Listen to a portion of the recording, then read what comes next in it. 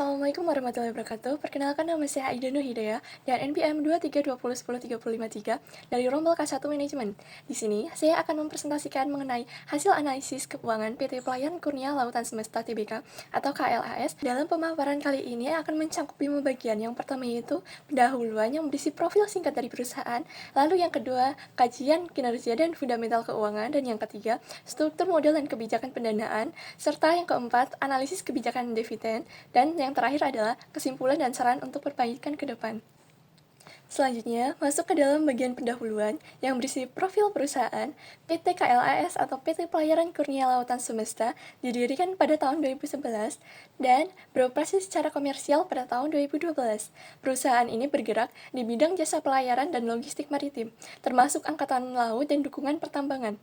Pada Juni, PT KLAS melakukan IPO dengan kepemilikan mayoritas masih dipegang oleh pendiri yaitu Tuan Kurniawan Sakti Effendi dengan 74,96% dan sisanya dipegang oleh publik.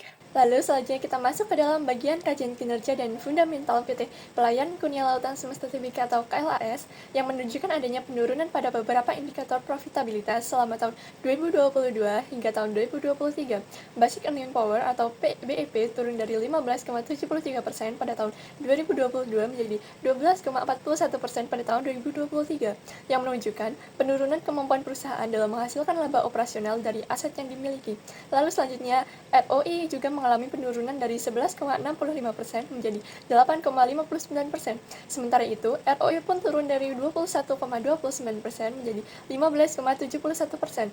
Lalu yang terakhir, OPM pun mengalami penurunan dari 48,51% pada tahun 2022 menjadi 24,02% pada 2023, mengidentifikasikan efisiensi operasional yang menurun.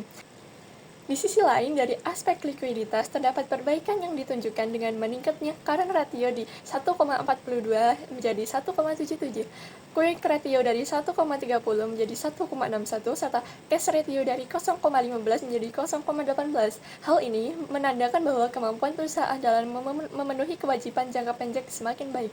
Sementara itu, rasio valuasi seperti PE ratio tercatat sebesar 11,07 kali dan Prince to book ataupun market to book berada di angka 0,06 pada tahun 2023. Secara keseluruhan, meskipun terjadi penurunan profitabilitas, kondisi likuiditas perusahaan menunjukkan tren yang membaik. Baik, masuk ke dalam slide selanjutnya, masih dalam bagian kajian kinerja yang berisi laba operasional dan nilai tambah. Modal kerja operasional atau NOWC meningkat 86% ke 109 miliar, didorong oleh ekspektasi aset. Namun, NOPAT turun 20,5% akibat tekanan biaya.